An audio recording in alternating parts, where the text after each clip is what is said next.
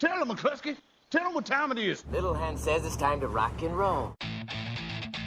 All you people are so scared of me. Come quietly or there will be trouble. Man, that's just me. I'm Batman. This is Sparta! There is a tiger in the bathroom. I'm an excellent driver. If it bleeds, we can kill it. Pop quiz, hotshot. Keep the change, you filthy animal. You will bow down before me, Jor-El. I swear it. No matter that it takes an eternity, you will bow down before me. Both you, and then one day, your heirs.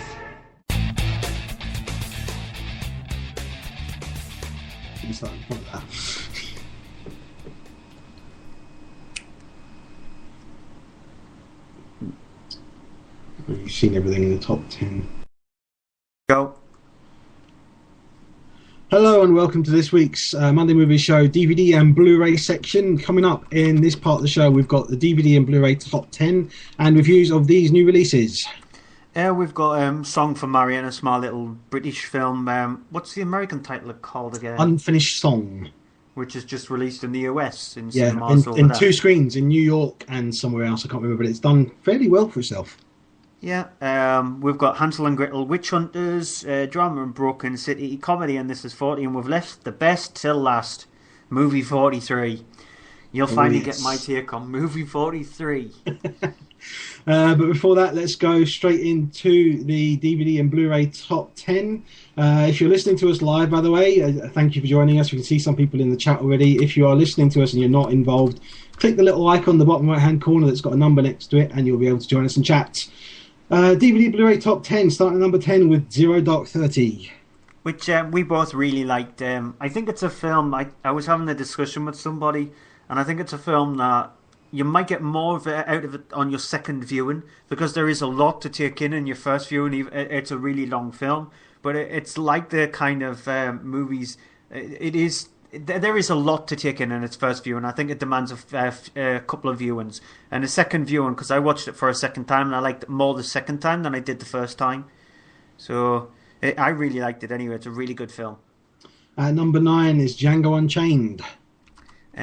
We've said enough about Django Unchained. A really good Quentin Tarantino movie. It's a bit long, a bit like what Quentin Tarantino movies is like. He pops up in the film, he's rubbish in it, but everything else about the film is really well done. Life of Pi is at number 8. Again, another movie where we've constantly ranted and raved about it. It's a fantastically beautiful made movie, fantastically acted, just very brilliant film. It definitely is in my top 10 films of the year. Jumping up to number 7 from number 21 for obvious reasons, Despicable Me.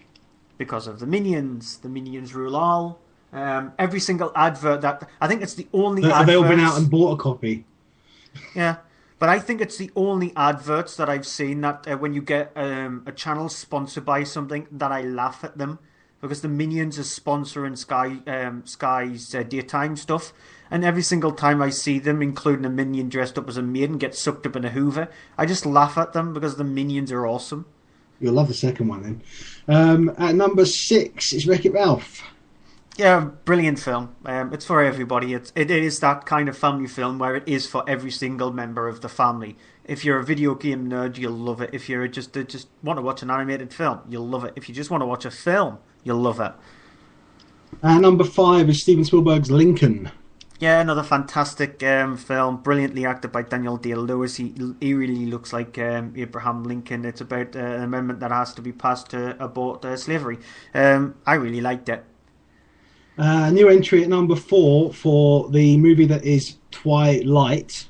Get it? Beautiful Creatures. That was awful.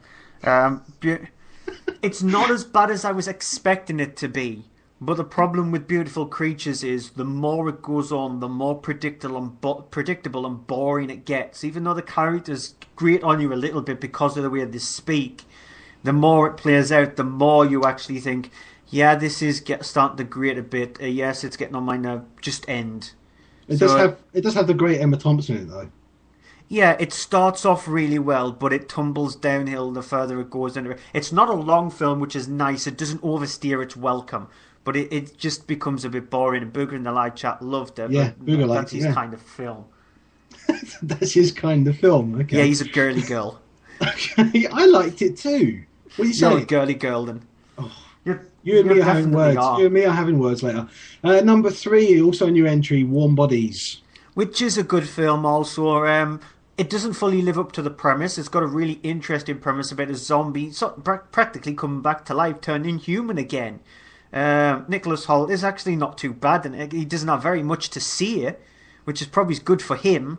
When he got the script, he was probably jumping for joy, going, "I'm going to be in a film. I don't have very many lines to do, so all I've got to do is be like a zombie." Awesome. But yeah, it's not too bad. It's a very middle of the road movie. Is that slant on Nicholas Hoult? No, it's just I'm guessing he was going, well, I was in X-Men, the last film I did, and that was probably a bit of a taxing role. It was a bit hectic, so I'm going to do a film where I don't have very much to do, even though I'm practically the main character. I'm just going to say it's a film with John Malkovich that isn't Transformers 3. Also, a new entry at number 2 is Mama. Which this proves that Andy's a girly girl because he got scared crapless with this film. Yeah, it's a supernatural thing, and there's the way it looks, which is really nicely done, but it freaks me out. I really like this film. It isn't scary, but that's coming from my standpoint of view, who watch films from horror films from the age of 2. So you watch Poltergeist from the age of 2, yeah. Yeah, I don't get scared. I know. Every single time I tell people that you watch Poltergeist at the age of 2? Yep, I watched it at the age of 2. But it didn't scare me. It's based on a short story. It's based on a short, which is actually in the film itself. But it's really well done. It's not too bad. And why of all whys is A Good Day to Die Hard still at number 1? That is a question I don't think actually has an answer. No. It's a shame, Nope. really. We could do with one. If anybody in the live chat's got an answers why A Good Day to Die Hard is number 1, please let us know, and the best one we'll read out. You won't get a prize, but we'll read it out. Because it's just awful. It really is awful. That's it for the DVD and Blu-ray top 10. We're going to take a quick break now, after which we'll be back with our first review. Right, advert. What do I need to say in an advert? Well, I need to say that we're the Gamescast. I need to say that we're on Twitter at the Gamescast. I need to say we're on Facebook. I need to say we've got a website, thegamescast.com, and I need to say we're on YouTube. Oh yeah, and we're on this thing called Spreaker.com. Don't know where that came from. What else? That's probably it. Right, better record it. Oh, crap. That was 30 seconds. The Gamescast. Grown-up gamers talking about games. Allegedly. So let's go into our first review. Yeah, we have a few people saying Al says that The Good Day to Die Hard is awesome, and Booger says because people are just suckers. No, Alan just said that it's about a bald superhero and his son. There's a better movie which also stars Bruce Willis about a bald superhero and his son. It's called Unbreakable. No? Yeah, you're getting silence from me on that. Yeah. What do you know though? Go on. Get into your first review. I know a lot more about films than you do. Well, strange films than you do. Not superhero ones though. Yeah, that's true. Horror films, definitely. But Song from Marion, which is not a horror film or a superhero movie, would have been a really strange film if it was. That would be an interesting one, yeah, considering the kind of movie that it is.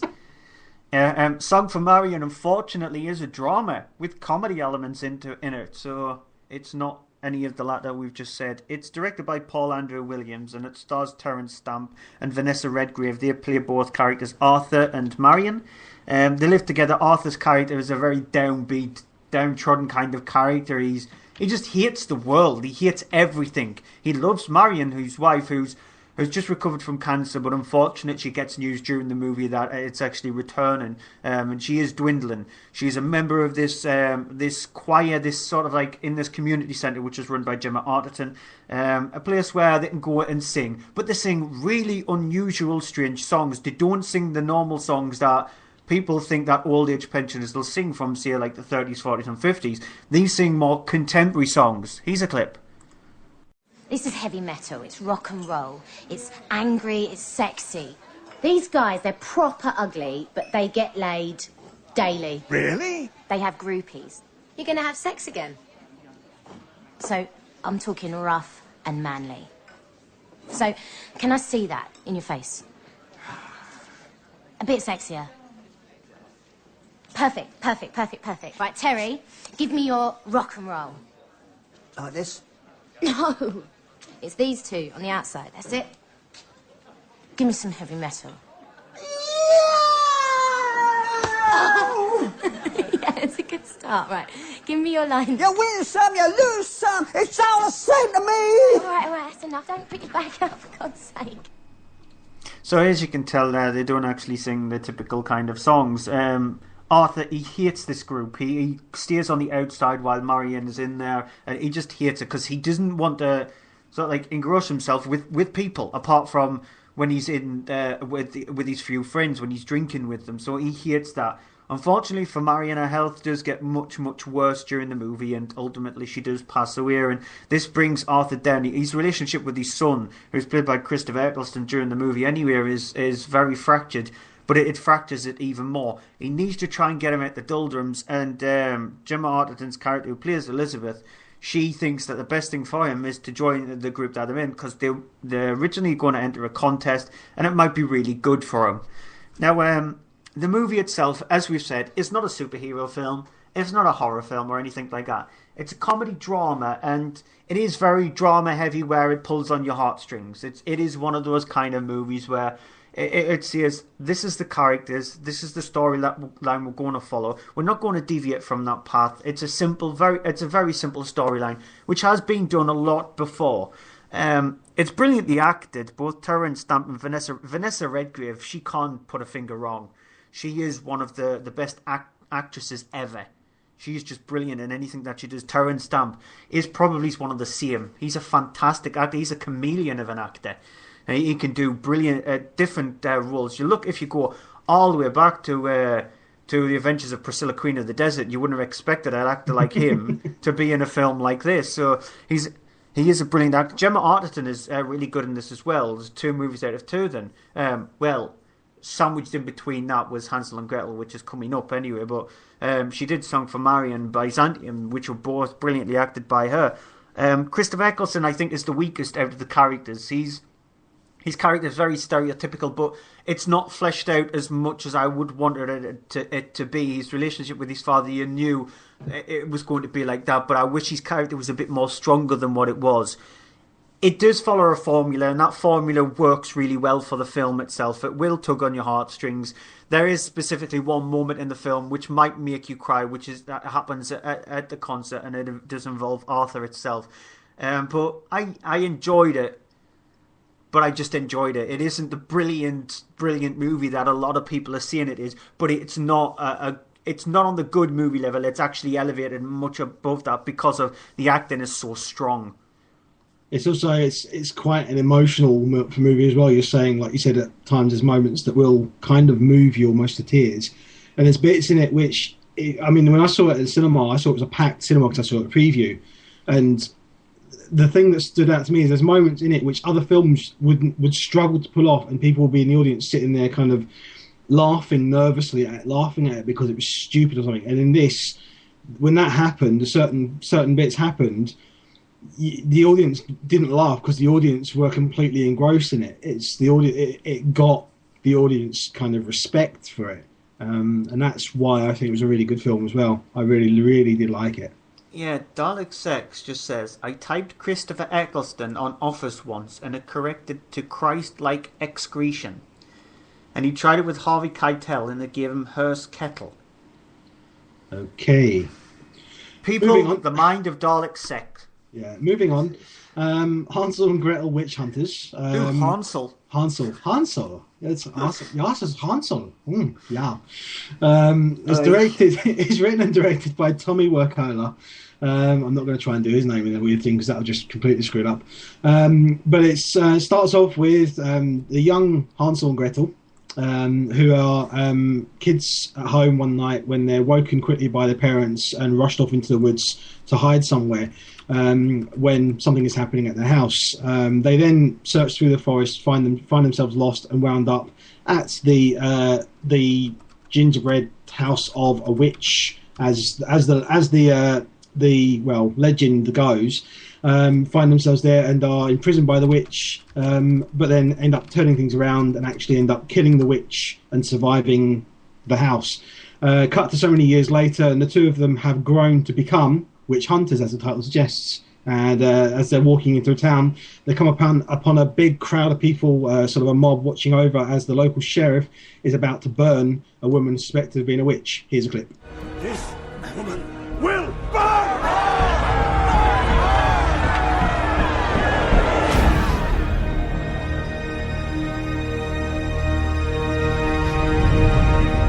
Let the girl go, or I'm gonna blow your sheriff's brains all over these hillbillies. Move. Go on.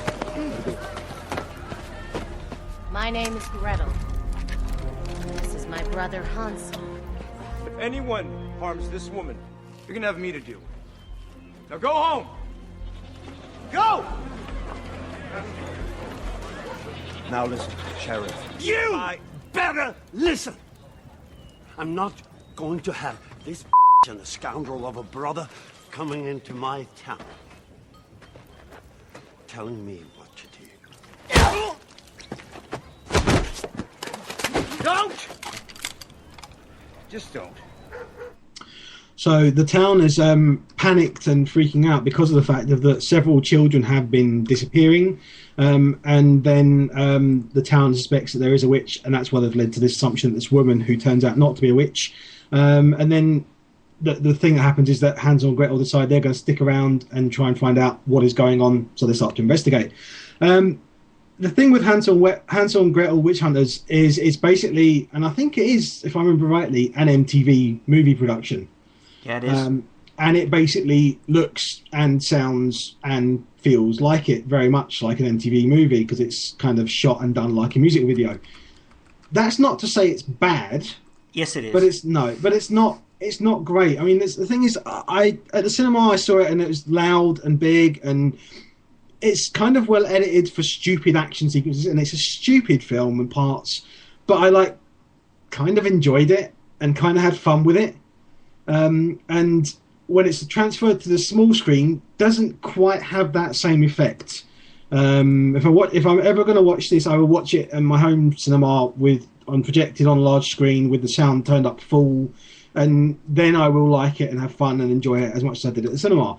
But if I'm watching it on a small screen on a television with just typical basic sound, it doesn't really hold anything special for it. It is a big feature, special effects, stupid fun movie.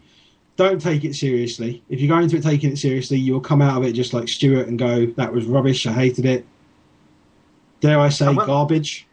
Well, I didn't actually take it seriously because from the director, Tommy Vicola, who did Dead Snow, I knew what his previous film was like because I love Dead Snow. It's a zombie film, a Nazi zombie film that is pretty nuts. He's actually filming the sequel at the moment. So I knew what his previous film was like. Okay, you can review that when it comes out then.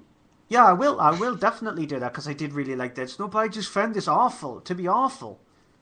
I didn't think it was awful. Like I said, I enjoyed it for what it is, but it's not brilliant. It's not going to win any awards or anything. It's not going to do itself any favours on a small screen. See it as big as you can, as loud as you can, and you'll get more from it, is what I'm saying. I just say don't see it. There's a film called Hansel and Gretel Get Baked, and there's which is a comedy one, and there was a Japanese version of Hansel and Gretel which was released earlier this year. See that one instead. It's a much better film. I don't know. Okay, let's move on to your next review. Which is Broken City. It's directed by Alan Hughes, and it stars Mark Wahlberg, who plays Billy Taggart. He's a detective in New York City, and in the opening of the film, you see him shoot somebody. He then ends up going to court for this, put up for trial. It's supposedly a rapist who he's murdered. However, some evidence has gone missing, specifically by the mayor, Nicholas Hostetler. Hostetler, played by Russell Crowe, and the chief of police, and a piece of evidence in the trial goes missing, so Taggart gets off. The movie then flash forwards 7 years, and he's now just a private detective who actually goes around and gets evidence from people who want people to be followed. So if you think that your girlfriend is doing something suspiciously, you hire him and he ultimately goes and follows them. Unfortunately, his business has gone pretty downhill because people don't seem to want to pay the money for his services. He does the service for them, but they don't want to pay for the services. The mayor then, which is played by Russell Crowe, he then asks Taggart to do a favour for him, to investigate his wife, who he suspects that is having an affair. So ultimately he takes his job and he follows his wife. Here's a clip. If I might pry for a moment, how much you're being paid for your efforts? Which efforts are those? The work you're doing for the mayor? I'll give you $50,000 to give it up. Oh, that's very generous, but I got a contract with the mayor. Break it. You don't break contract with the mayor. Don't I know it? Why don't you just leave him? This is not what you think it is, Mr. Taggart. I take pictures of Mrs. Hostella. I don't get paid to think. If the last 7 years of your life mean anything, if that woman you put down the bottle for means anything, walk away. Because if you think you're investigating adultery, Mr. Taggart, you don't know Nicholas Hostetler very well. So as you heard there, Hostetler's wife is played by Catherine Zeta-Jones, and so he investigates that. He discovers that Hostetler's rival is the one who was having an affair with her, supposedly anyway, and ultimately the guy turns up dead. This puts Taggart in the spotlight, and people believe that he could be the one responsible for it. Now, this is a drama thriller. It's lacking majorly on the thriller side, in my opinion. I was watching this film and it chugged along for the 2-hour running time that it's on. It's on for nearly 2 hours anyway. But it chugged along for the 2 hours. I was expecting something to happen, and nothing actually does happen in this film.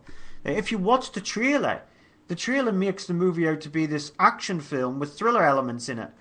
And it's not a thriller at all. It's not an action film. It focuses heavily on the drama. Hostetler, which is played by Russell Crowe, is a very generic mere character. You've seen this character umpteen times before in numerous films, played much better, played with much more menace behind his eyes. Then you've got the character Taggart, who's played by Mark Wahlberg, which is a bit weak. The character is a very, very weak character. Catherine Zeta-Jones, who you heard in that clip there, she crops up on the movie, and her character is very underwritten as well. I just felt like all the characters in the movie were underwritten. The movie itself chugs along at the 2-hour running time that it's on for, and it's just, I find it really boring. I was wanting something meaty to happen, but nothing did. When you do get hints of it, you're thinking, yes, it might actually turn out to be a decent film, and then it just floats away, just flitters on the wind. It's a bit I found it boring, to be honest. I didn't quite find it boring. I'm just going to add my bit. That I found though that it was a very exhaustive watch, and I do agree that it doesn't bring anything new to the genre that it's trying to be in. So it is a very lackluster performance. But I didn't think it was boring. I didn't think it was very poor. I just didn't think it was really anything more than just average for a thriller genre. It needed more thriller just to make it more exciting. It needed something to make it more. It needed an injection of something to make it more exciting. With the running time that it's got, it had enough running time to have a decent storyline in there and have really good characters and really good acting. But it's just not handled really well because I don't think the characters are actually written properly. Okay, I'm going to go on to the first of our two movies which have got a number in the title. This is and 40. Comedies. Well, that's debatable. Yeah. This is 40, which is written by and directed by Judd Apatow. It stars Paul Rudd as Pete and Leslie Mann as Debbie, characters that we have seen before in the movie Knocked Up. It's basically a spin-off of that movie following these characters. There's also their two kids, Sadie and Charlotte, played by Maud and Iris Apatow. The whole thing is all about the coming up on their birthday, which is they both have their birthdays in the same sort of week, and things coming up because it is going to be the 40th birthday. Here's a clip. Hey, don't eat that cupcake. What? The one you just put into the sink. I saw you were hiding that. This cupcake? You think I'm gonna eat this cupcake? Yeah. I still don't want this cupcake. Look. You're still gonna eat it. You gonna eat that cupcake? Just put it in the trash. What would you like to do? Your choice. Anything? Yeah, anything. Just hang out with you guys. You want to get a massage or do something fun? It's a bit... 40's huge. I'm turning 38. Okay, 38. We will move on. Isn't it weird that our birthday is the same week and then we're going to have a party and it's just for me? No, I don't think it's weird at all. Because you're turning 40 and I'm turning 38. Come on, do you really want to be one of those ladies who's just so insecure about their age and they lie and then they gotta remember and it gets all... You don't get it. See, you don't understand how it works. I don't want to shop at old lady stores. I don't want to go to J. Jill and Chico's and Ann Taylor Loft. I'm not ready yet. I need 2 more years. That is so insane, it kind of makes sense. So the movie is focusing on their life, the two of them, as things are not going especially brilliant for them. They're living in this sort of idyllic house, but there is the issue of kind of the debts that it's costing Pete with his business that he runs as a small record label, which is not doing too brilliantly as he's trying to sort of support older artists who are no longer in the limelight. You've also got the whole thing of that Debbie is then at home with the kids, and the kids basically driving her mad. And also the two of them are having these arguments because at this point in her life she's starting to think about things like, oh, we need to start looking at our health and stuff, and she is trying to force him to be different, and also she's kind of trying to change him to be a better person as well, and he's kind of rebelling against her. The thing is with this film, it's Judd Apatow, who is not amongst our favourite people involved with comedies as they are. It's a film that runs for 2 hours and 14 minutes. Now, it's basically too long. It's way too long. The title should not be This Is 40. The title should be This Is 40 Years, because it feels like it when you're watching it. It drags like nothing I've ever seen. There's seriously points in it where it's just not funny for the majority of it. I honestly laughed once in this film. One time in the 2 hours and 14 minutes that genuinely made me laugh out loud. I cannot repeat it because it is a joke about human body parts, which the film has many of them throughout it, because of the fact that, I mean, even the very opening of it, before it starts, basically, it starts off with a joke about human body parts, and they pop up in it here and there every time. It pops up with it later on in something that you're like, come on, just get on with it. And there's even a sign of it. You've got Melissa McCarthy who turns up in the film.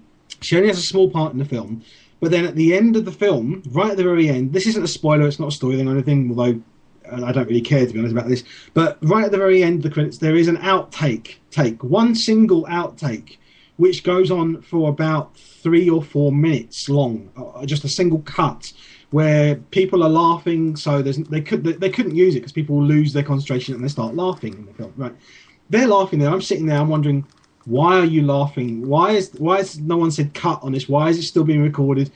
And that's when I realised what it is. Judd Apatow, because I mean, Judd Apatow. The thing is, he is the director of this. He's the writer of this. He is also married to Leslie Mann, who plays Debbie, and it's their 2 kids that play her daughters in the film. The problem is, he has written this, fair enough. He can write the film, fair enough. He should not have directed it. He has lost objectivity because it is his wife and his kids, and it is essentially kind of like a biopic thing. They keep saying in all the interviews and everything about the film, they said it's not a biopic. It clearly is. There's too much of them in this film, too much of himself in this film, and because of that, it just becomes a bore.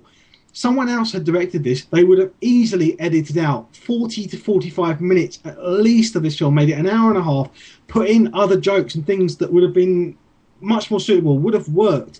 And as it is, it's just a complete mess. It doesn't know what it wants to be. It tries to be funny and it's not. It tries to be dramatic at points and it's not. It's not anywhere near as...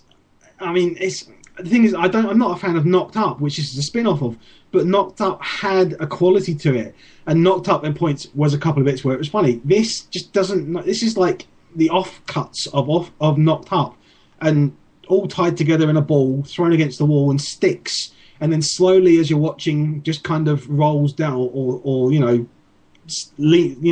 falls down the wall, and you're just sitting there watching it, going, "Wow, this is like watching paint dry," and that's what it is. It's horrible. It does not work. I really wish I hadn't seen it. Although I'm glad now that this isn't the worst film of the week, because now we've got coming up Stuart's review of the next film. Yeah, well, my thoughts on This Is 40. I hated the film. I didn't find it funny at all. How can you take two characters that appeared in a different film and stretch it out to make a 2 hour 15-minute film about them? The characters that mourn that they've got no money, yet they live in a really big, opulent house. They have iPads, they have really nice phones. They're constantly mourning about what they've got. And you just want to tell them to shut the hell up. Alan, the live chat here from Menage a Geek, he says, "It drags like a corpse I put in my boot last night." I'm guessing the corpse that you put in your boot last night was a bug or something, yeah. Well, I think as well, I mean, I just remember as well another thing that really annoyed me about it. There's all these other characters in it. You don't get any of the characters from Knocked Up appearing in it, which I wouldn't have minded. I would have liked to have seen them pop up. I would have liked to have seen, because this is set years afterwards, where those characters went and what happened with them years later. Even if it's just a small cameo for 2 minutes or something, it would have been nice to have a reference to it. But all the characters in this film, you've got the character played by I forget his name now. I'm going to get so annoyed with this. I can't remember his name. The guy who plays Pete's father. And you've also got John Lithgow pops up playing Debbie's father, and Megan Fox is in it as a girl who works in a shop, and this other actress in it who plays Jodie, another girl who works in the shop, and none of them are likable. I despised every single one of these people because they're so horrible people. They're such horrible people that it just makes you want to vomit. Yeah, it's just awful. Booger in the live chat says, "Didn't realise it was a comedy." I don't think that's it's not. The right it's not, and it's supposed to be. Right, we better move on. Yay! It's the movie that Andy was. It's the movie that Andy was trying to persuade me to see, and unfortunately, it had to be. It had to get a DVD release sometime, and it had to be released now. Movie 43. Well, it's got loads of different directors in it, including Elizabeth Banks and Peter Farley, James Gunn and Brett Ratner. So, James Gunn. Why, James Gunn? Why? I'm trying to see if I can find out who directed which parts of it. I'll see if I can find out. It has probably the biggest cast you'll have ever seen in a film. They include Dennis Quaid, Greg Kinnear, Seth MacFarlane, which I was trying to find out where he is in the movie, but I couldn't see him.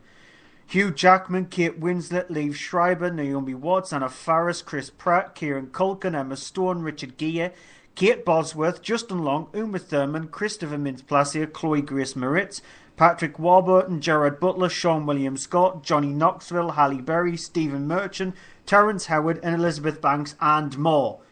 That's like the cast. There are more than 43 different actors in the film. And the version, because there's two different versions of the film. So the version I watched, I can't remember if this is the UK one, is that two teenagers are trying to hunt down the fabled movie 43. That is the UK one, yes. So it's the UK version that I watched. But yeah, two teenagers are trying to hunt down the fabled movie 43 by playing a trick onto one of their brothers, because he's a know-it-all. He's a clip from one of the movies in the film, one of the segments in the film. Samantha was just saying that they homeschool their son. Oh, that is interesting. Well, we just think it's the only way to make sure that he gets the best education possible. Written assignments are to be done in black ink. When are you going to get that through your thick skull, Mr. Morris? Miller. That's a detention.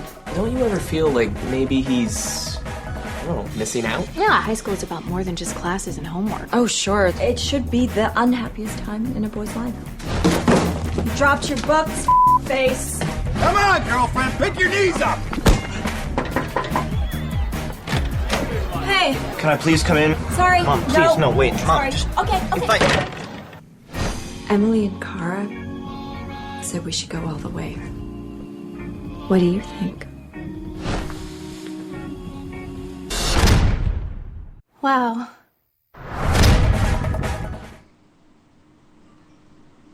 So that's the Naomi Watts segment in the film where she plays a mother with her husband, Liev Schreiber, who's homeschools. That's homeschooled is the name of that section.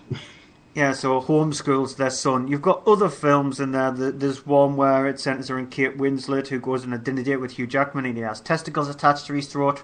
The Catch. Very funny. You've got a couple who are homeschooled, which you just said there. You've got a couple who's played by Chris Pratt and Anna Faris, and she wants him to poop on her chest. The Proposition. So I'm reading out a list here. I've got this. You've got two people who were supposedly in a relationship, but they end up having a fight in the store. That one was Kieran Culkin and Emma Stone in it. That's just called Veronica. You've got The Music Device, which has got Richard Gere in it. It's a naked woman where you've got an iPod sort of like attached to a stomach. The iBabe, yeah. Boys keep on getting caught in a ventilation shaft. You've got the Leprechaun one, which has got Sean William Scott in it and Johnny Knoxville. You've got one about this cat, which seems to have a huge, massive attraction to its owner. Honestly, I was trying my best not to see this film. And last year I reviewed Keith Lemon, the movie. Andy was the one who saw this at first, and I ended up seeing it and made it my worst movie of the year. This is my worst film of the year also. I don't know, I think every single year they try to test our patience with what crap they can shove down our throat. And this is the worst kind. It's deplorable from beginning to end. It's not funny. Not even one tiny little... Apart from the animated cat, which is done by James Gunn, that's the only part in the movie where you think, okay, I'm going to strain out a laugh here. I've got to... Nope, it's not going to happen. It's beyond deplorable. There's a lot of this movie where you think, really, they're getting away with that. Like I said, it's beyond funny. It's awful. It's really, really bad. It's the kind of movie where you wish you had concrete beside you so you can stuff it into your ears so you can never hear and fill up your eyes so you can never see ever again. It will turn people off from films. You'll look at every single actor and actress who's in this movie, and any movie that you see from this point, if you've watched movie 43, you'll never forgive them for starring in a movie like this. The directors who managed to get hold of them, they must have some kind of magical powers over them to be able to get them to act out characters as really bad as this. It is one of the worst films I have ever seen. Not just this year or the last 5 years. It is in there with Keith Lemon the film. Keith Lemon the film's like a British version of this where he's getting a lot of British actors in it. This is just... I can't believe it was made. I can't believe it was greenlit. And if they ever decide to make a sequel, movie 43 too, yeah, I really 44. do. Yeah, that's when the world will end. You'll look up into the sky and see just like aliens raping everybody because they had to suffer through this, the original, and the sequel will just... Everybody's head will explode. It'd be like if the aliens from Mars Attacks comes onto the planet and they get the song sung at them. It'd be like them doing the opposite to us and singing the song at us and our head exploding. According to Dark X, it's got a 4% on Rotten Tomatoes. That has even been more generous. Yeah, that's kind of polite for this film. It's really that bad. If I could swear, you'll just have a constant lot of it's bleep, bleep, bleep, bleep, bleep, bleep, bleep. It'd be like Morse code. It is that bad. It's atrocious. To quickly round up things then, let's go through into our movies of the week for television, which I've got a couple actually. We're running a bit late now, so we've already started into Limitless, which is actually tonight, 9 o'clock on Film 4. If you haven't seen it, then as soon as we finish, get on to that because it's really brilliant. Oh, in fact, you go E4 plus 1, 10 o'clock, so there you go, you're happy, fine. You've got to see Limitless though, because it's a fantastic film with Bradley Cooper, which is really good. You got our movie this week as well? Yeah, it's on BBC One on Friday the 28th. It's Starship Troopers, 11:25. It'll be on BBC One HD as well. So watch in the high definition. Really good film.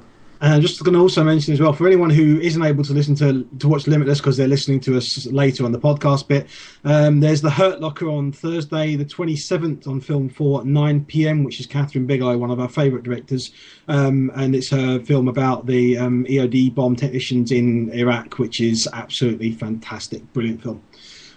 So that's it for this week's movies. Movie of the week, not movie 43, I'm guessing. Oh God. World War Z. Just go to see it at the cinema. It's not too bad. World War Z. World War Z. World War Z. Z. Z. Okay. Yeah, I think I'd have to say World War Z as well. Just because it was surprising how much I enjoyed it. Go into it though, not expecting a zombie movie, because that's not what you're going to get. So quick shout out to a bunch of people for the end of the week. We've got mondaymovieshow.co.uk. You can check out our website, which has also got links on there as well. There is the followingthenerd.com, who have got their show Thursday nights 9 o'clock. Lolacourse.co.uk, who normally have a show I think every Friday, but they're on a break at the moment. You have From Page to Screen, which is with the number 2, from pagetoscreen.com, which has 2 shows now every week sort of going out. Stuart's on one of them and I'm on the other. And you've also got on there Menage a Geek is our friend Alan, who's in the chat at the moment, and he's also on Twitter at BaldGamerDude, which is all about gaming, as is thegamescast.com as well, who are friends of ours, do another show as well regarding gaming. Feel free. You better say that Menage a Geek is also about films and yeah, TV no, that's true. Menage a Geek is about everything, but with a heavy emphasis on games and swearing. That's swearing, yeah. Also check out Serin Foundation, which is sernfoundation.org.uk, is a charity that we support. And if you are curious about them, have a look into them and try and help them out with whatever you can. We'll be back again next Monday, as usual, at 7:30. Until then, we hope you've enjoyed listening to the show as we have doing the show. We're going to leave you with a little clip of a film that starts that actually comes out next week, so we'll be reviewing it next week's show. This is The End. Until then, goodbye. Bye. We got 12 bottles of water, 56 beers, 2 vodkas, 4 whiskey, 6 bottles of wine, tequila, Nutella, cheese, steaks, a Milky Way, half-ounce sour diesel, 3.5 grams Grandmaster Kush, 1 ounce of shrooms, 15 pills of ecstasy, a porno mag, a baseball bat, and the video camera from the movie 27 Hours. 127 hours. 127 hours, and a functioning revolver from the movie Flyboys. Old Faithful. Jesus. Thing's real. No, I kept this from the movie. Yeah. This is the actual revolver. I see. Yeah. Franco, that's very uncomfortable. Yeah. Could you put that down, please? Loaded? Love it. Awesome. Love it. Can you just put I always keep my props. That's really cool. Always keep my props. I know how to handle it. He knows what he's doing. I like this bit. I like it. I get it. You know, let me see. It's real. It's heavy. Let me see. I got. Come on, guys. You could kill. Careful. Bang, no. bang. Jesus, please put it down. Bang, bang, bang. You're dead. Pow, pow, pow. Stop, guys. Stop with the gun. Pow, pow. Jesus. I'm sorry. I'll just kill myself. No, don't do that. Jesus. I know. I got it. Don't do that. Donut. I'm so. Oh, dude. Hey, come on. No, don't. Jesus. Would you push the thing now? Oh, I'm trying to have some fun, Okay, man. This is Jesus. Look, just because a bunch of people fell into a hole outside doesn't mean we can't have some fun. We're a bunch of best friends hanging out. It's like a sleepover.